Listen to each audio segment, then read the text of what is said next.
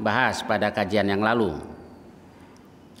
Nah, kemudian belalang atau yang seumpama, jadi kayak serangga-serangga yang tidak memiliki darah yang mengalir, itu bangkainya halal. Baik, kita kembali ke ayat tadi. Di ayat tadi, illa ayyakuna damam masfuhan. Aku tidak mendapati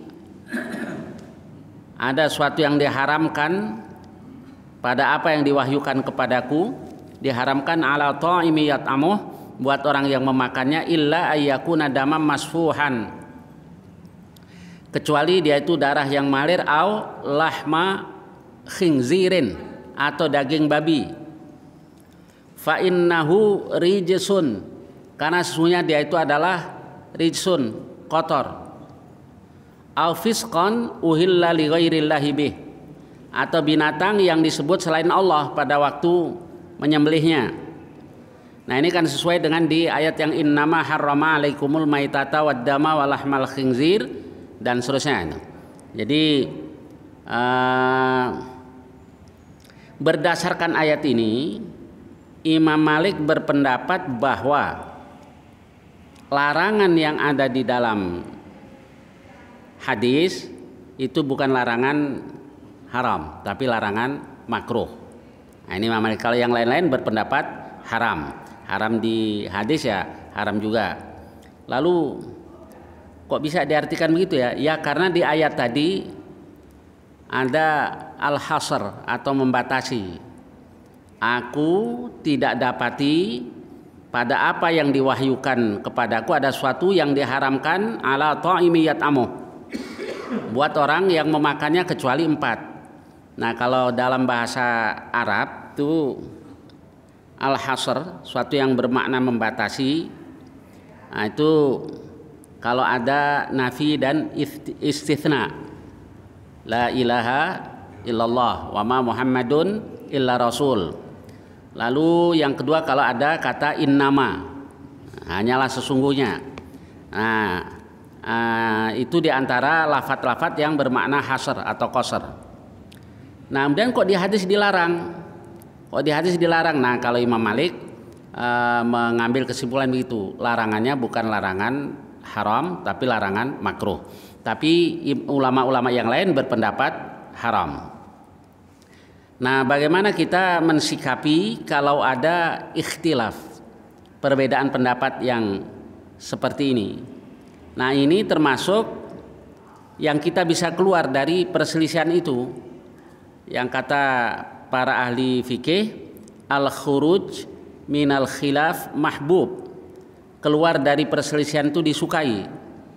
Di antaranya kalau satu berpendapat haram, satu berpendapat makruh. Nah, ini bisa kita keluar dari perselisihan tadi. Caranya bagaimana? Sama-sama dihindari.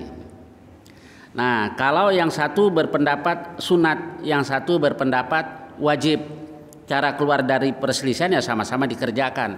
Contohnya mandi Jum'ah, mandi untuk sholat Jum'ah. Sebagian berpendapat sunat, sebagian berpendapat wajib. Ya sudah, sama-sama dikerjakan. Wallahu alam. Nah, baik, ini tentang dzuna bin minas siba wa dzu mikhlabin minat thair, binatang yang bertaring dan burung yang bercengkram. Baik, saya lanjutkan. Bab keempat, babu ibahati maitatil bahar, bab mubahnya, bolehnya memakan bangkai laut. Hadits Jabir bin Abdullah radhiyallahu anhu qala, hadis Jabir bin Abdullah radhiyallahu anhu, dia katakan, ba'atsana Rasulullah sallallahu alaihi wasallam salasami'ati rakib, Rasul mengutus kami, yaitu kami berjumlah 300 penunggang. Jadi amiruna Abu Ubaidah ibnul Jarrah, amir kami, pemimpin kami adalah Abu Ubaidah ibnul Jarrah, narsudu aira Quraisy, karena kami mengintai, mengawas-awasi kafilah Quraisy. Baik, sampai sini dulu. Jadi ketika Rasulullah Shallallahu Alaihi Wasallam hijrah ke Madinah, itu yang pertama yang dilakukan oleh Rasulullah SAW dan para sahabat hampir setiap hari itu patroli,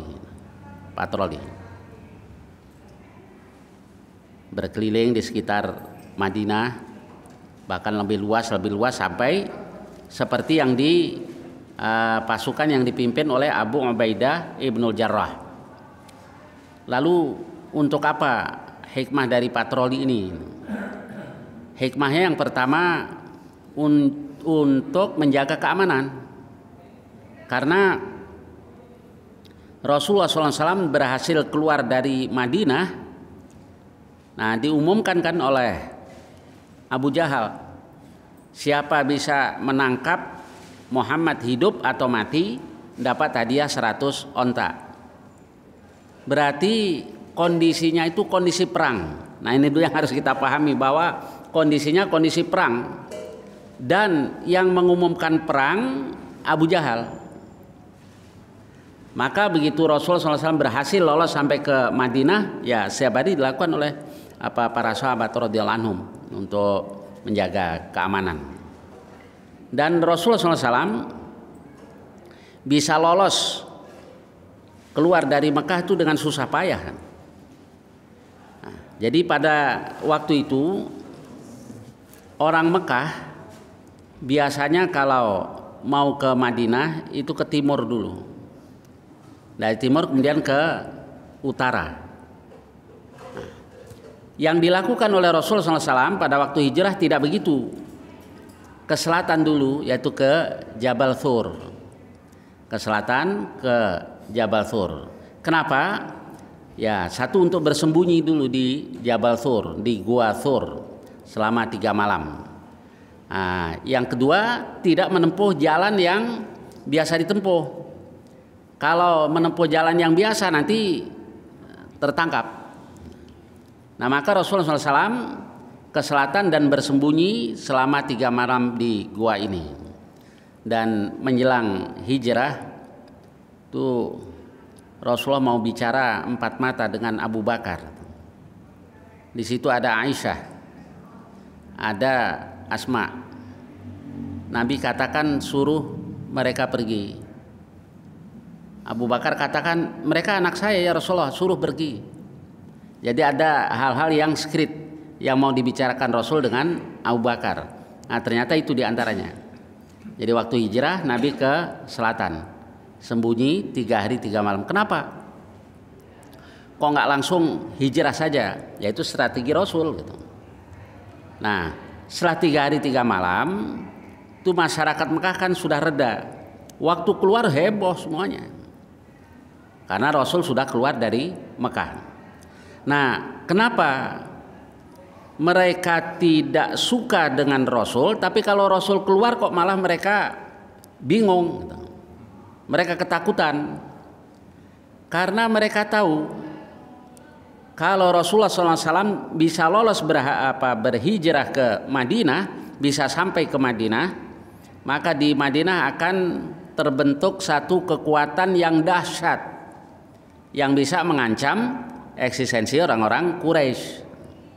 Nah, dan mereka tahu itu, maka berusaha dihalang-halangi tadi. Baik, akhirnya ringkasnya setelah 3 malam di Gua Thur bersama dengan Abu Bakar, lalu Nabi ke barat di dekat Laut Merah, terus ke utara, nah sampailah ke Madinah. Jadi itu kondisi Rasulullah dan orang-orang Muslim selepas hijrah itu.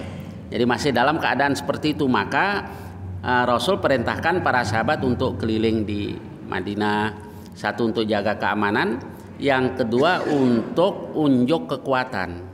Soal itu juga penting gitu. Nah, kemudian Rasulullah SAW mengutus 300 orang ini yang dipimpin oleh Abu Ubaidah Ibnul Jarrah. Jadi, dipimpin oleh Abu Ubaidah Ibnul Jarrah. Nah, kemudian narsudu aira Quraisyin. Kami sedang mengintai kafilah Quraisy. Nah, ini orang-orang yang nggak suka dengan Islam, baik yang non Muslim atau yang munafik gitu, mencela-cela Rasul. Tuh Muhammad tuh penyamun, begal. Contohnya perang Badar, itu menjelang perang Badar, kan kafilah yang dipimpin oleh Abu Sufyan dikejar dan berhasil lolos sampai ke Madinah. Ya namanya orang nggak senang dengan Islam, ya sudah biarkan sajalah. Tapi yang sesungguhnya kondisinya itu kondisi perang. Seperti tadi sudah kita bahas. Dan yang mengumumkan perang orang kafir sendiri, yaitu Abu Jahal.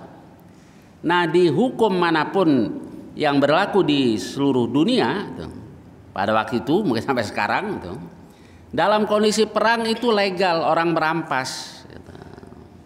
Jadi kalau umat Islam sedang patroli kemudian melihat kafilah yang dipimpin oleh Abu Sufyan dan dikejar sampai berhasil lolos ke Madinah, ke Mekah, ya karena kondisinya kondisi perang seperti tadi sudah kita bahas. Baik, kita kembali ke hadis ini. Abu Ubaidah ibnul Jarrah memimpin 300 orang ini ke dekat Laut Merah sampai jadi ke barat. Fa'aqamna bis sahil. Kami pun tinggal di pantai nisfa syahrin selama setengah bulan. Fa'asabana ju'un syadid. Nah, kami ditimpa oleh kelaparan yang sangat itu. Hatta akalnal khabat, hingga kami makan khobat jenis dedaunan lah. Dedaunan. Kemudian fasummiya dzalikal jaisu jaisal khabat. Maka selanjutnya pasukan tadi dikenal dengan nama Jaisul Khabat karena dulu lagi patroli selama setengah bulan sampai makan dedaunan.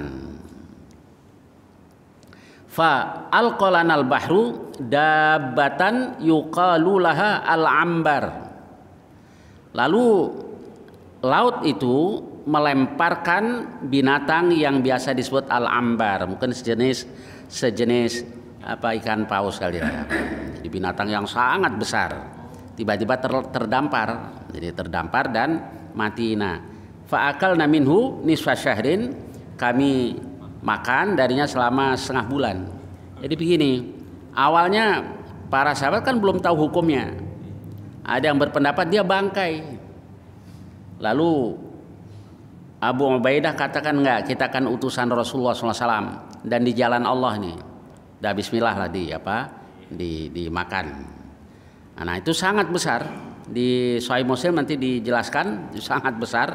Jadi kalau ini tulang rusuknya itu didirikan, dilengkungin itu orang naik kuda bisa lewat di bawahnya. Jadi sangat sangat besar. Jadi dalam keadaan kelaparan tiba-tiba terdampar ikan paus yang sangat sangat besar.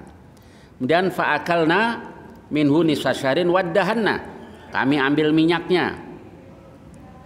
Nah, kemudian hatta sabat ilaina ajsamuna, hingga badan-badan kami gemuk lah, tadinya kekurangan makanan sampai gemuk.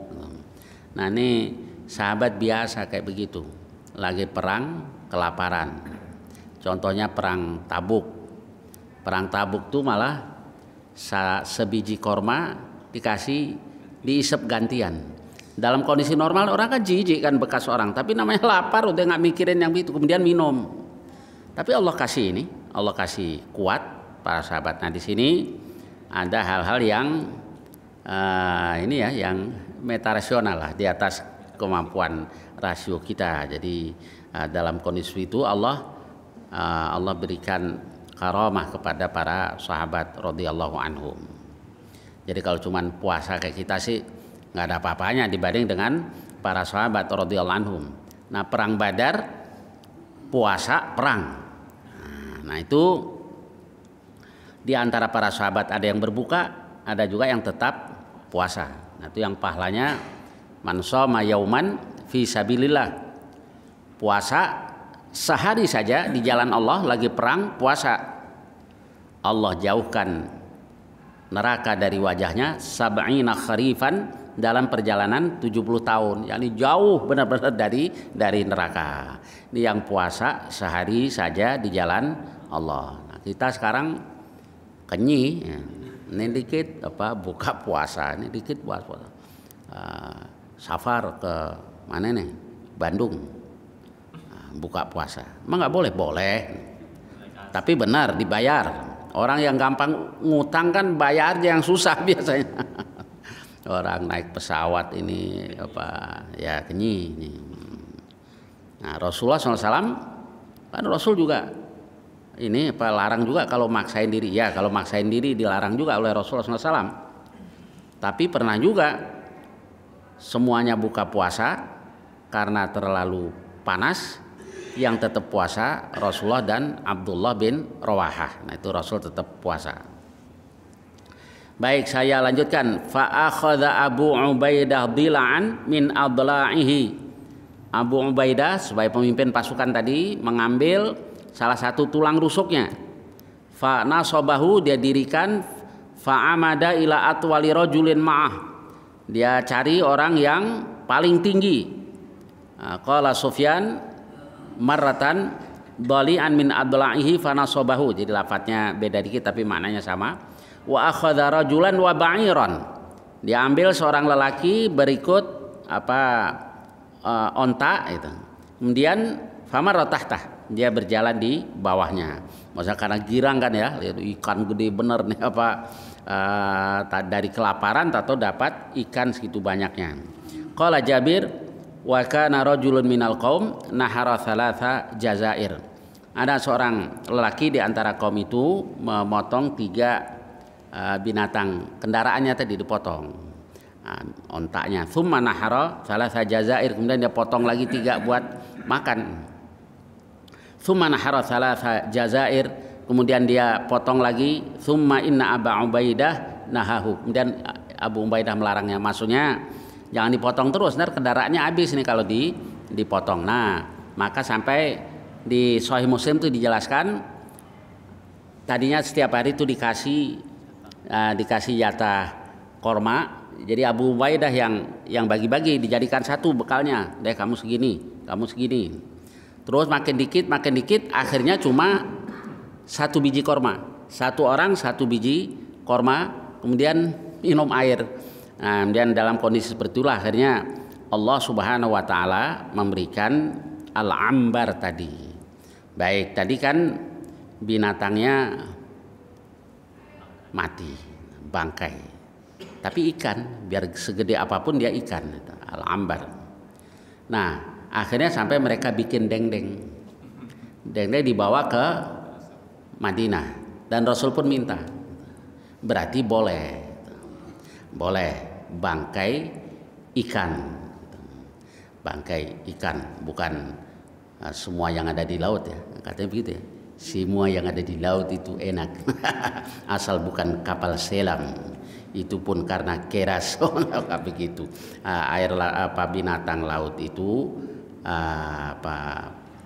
bangkainya halal. Kan dulu ada seorang nelayan, kemudian kehabisan atau cuma membawa air tawar sedikit. Kalau dipakai buat berwudu kehabisan nanti buat minum.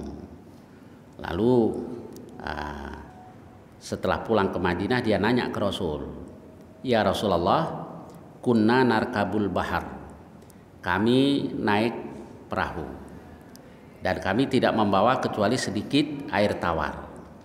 Kalau kami pakai buat berwudu, habis buat cadangan minum. Afana tawaddau bima'il bahar, boleh tidak kami berwudu dengan air laut? Rasul katakan, huwat tahuru ma'uhu, air laut itu airnya tahur. Tahur berarti tahirun wa mutahhir, suci dan mensucikan. Suci tidak najis, mutahhir bisa dipakai untuk bersuci. Itu air laut, termasuk air sungai itu. Al-hillu maitatuh, halal bangkainya. Jadi bangkai laut atau sungai itu halal. Baik, kemudian bab berikutnya, babu tahrimi akli lahmil humuril insiyah. Bab haramnya makan daging keledai negeri. Keledai itu ada keledai liar, ada keledai yang dipiara. Nah, itu keledai negeri. Hadisnya haditsu Ali bin Abi Thalib radhiyallahu anna Rasulullah sallallahu alaihi wasallam naha an mut'atin nisa yauma Khaibar. Pertama, Rasulullah sallallahu alaihi wasallam melarang nikah mut'ah dengan perempuan-perempuan pada waktu perang Khaibar. Pernah Nabi membolehkan itu 3 hari saja. Selanjutnya kata Rasul, Allah haramkan ila yaumil qiyamah, sampai hari kiamat. Jadi kalau ada yang masih lakukan itu, ya berarti zina. Jadi kalau ada yang lakukan nikah mut'ah, zina karena dilarang. Jadi tidak sah nikah mut'ah. Pernah dibolehkan, selanjutnya dilarang ila yaumil qiyamah, sampai hari kiamat. Dan ternyata ada juga orang yang diam-diam nikah mut'ah. Kelihatannya kayak rapi gitu ya, nggak taunya diam-diam nikah mut'ah. Iya, nggak boleh. Kalau nikah itu ya tujuannya ya untuk selamanya. Sekalipun mungkin karena satu hal putus di tengah jalan, tapi niatnya bukan untuk sementara. Nah, kalau untuk sementara itu mut'ah. Yang kedua, wa'an akli luhumil humuril insiyah, dan makan daging keledai negeri. Saya lanjutkan dulu. Haditsu Abi Tha'labah qal harrama Rasulullah sallallahu alaihi wasallam luhumal humuril ahliyah. Rasulullah sallallahu alaihi wasallam mengharamkan daging keledai negeri, keledai piaraan. Hadis berikutnya, hadits Ibnu Umar radhiyallahu anhu maqal nahan Nabi sallallahu alaihi wasallam an akli luhumil humuril ahliyah.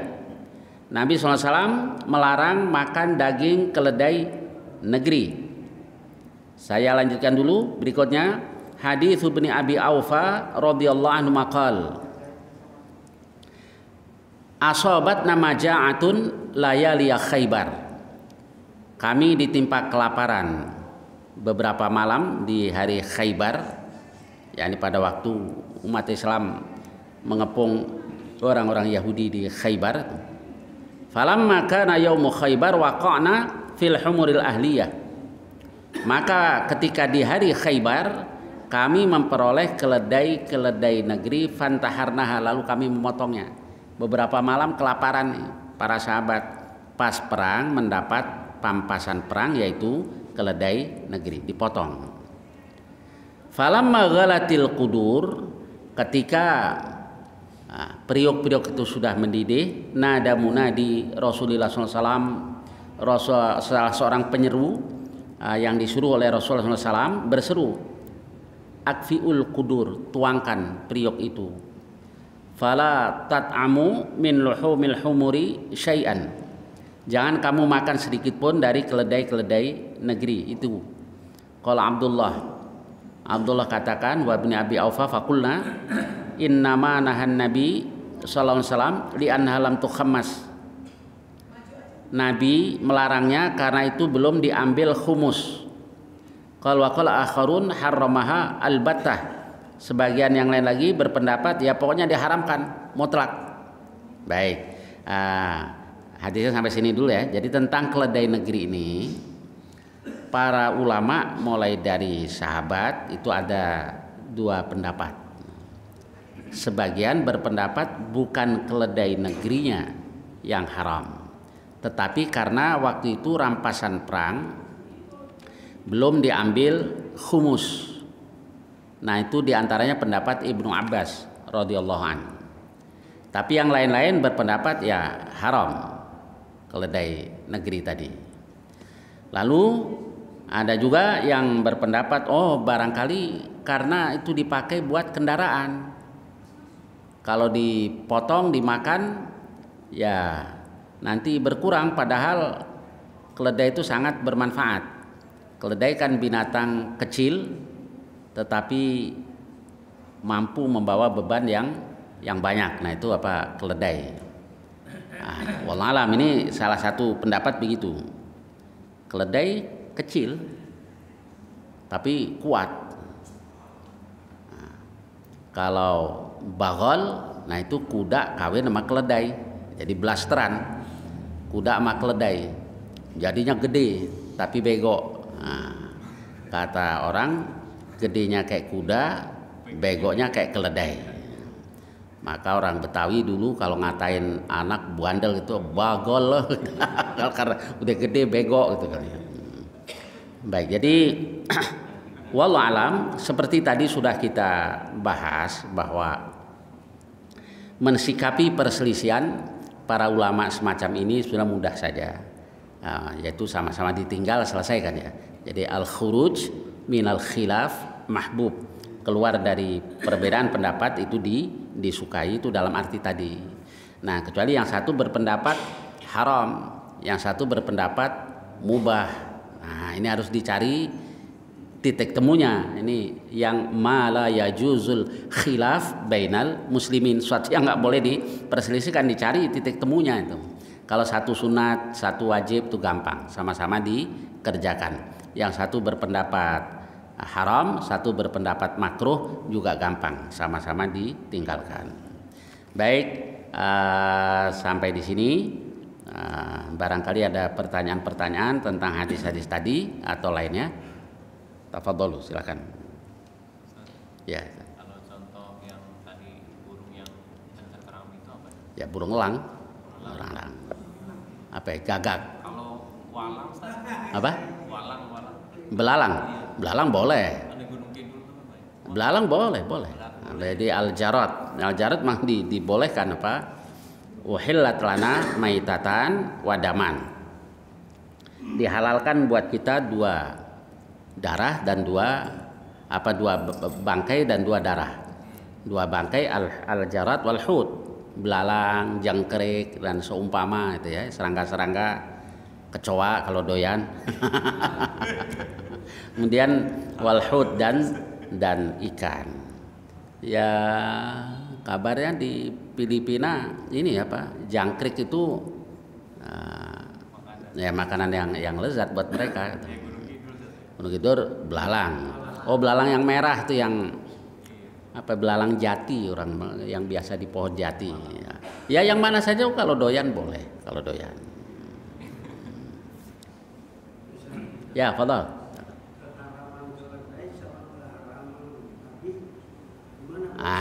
Begini, keharaman babi tidak diperselisihkan karena tegas hadis apa ayatnya.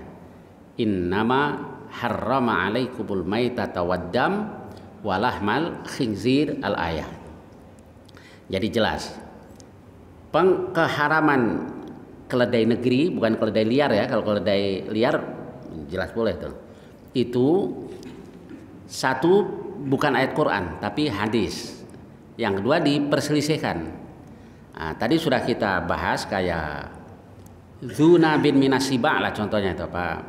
Binatang yang bertaring atau burung yang bercengkram itu kebanyakan ulama mengharamkan karena diharamkan di hadis. Tapi kalau Imam Malik katakan tidak, itu makruh saja karena kulla ajidu ma'uhiya dan seterusnya itu. Aku tidak dapati fi ma'uhiya ilayya muharraman ala ta'imi yat'amuh dan seterusnya. Katakan ya Muhammad, aku tidak dapati pada apa yang diwahyukan kepadaku ada yang diharamkan buat orang yang memakannya kecuali 4 tadi. Jadi ini ikhtilaf atau gambarnya kalau menurut Imam Malik makruh. Jadi semuanya larangan yang ada di hadis-hadis tadi apa makruh. Nah, ini bedanya pengharaman babi dengan keledai atau yang lain-lainnya. Tapi jangan tar babi haram, celeng halal katanya. Baik, silakan Pak Ji. Silakan Pak Ji. Oh iya. Ya. Masalah ini Ustaz. Jadi di sini ada penjelasan mut'ah. Ya. Itu diperbolehkan awal dari Islam. Jadi kamu saja dari Islam. Pernah dibolehkan. dibolehkan. Kita kan taunya kelompok Syiah yang Oh ya enggak, memang Rasul pernah bolehkan. Tapi kan ditegaskan oleh Rasul bahwa Allah mengharamkan ila yaumil qiyamah. Jadi sudah mansuh, hukum yang lama ini sudah mansuh. Nah, sama orang Syiah masih nggak dimansuh-mansuh juga. Jadi, dari Al-Quran masuknya. oh enggak ya, Rasul juga, Rasul yang katakan bahwa diharamkan ya ila yaumil qiyamah. Ya. Ya, silakan.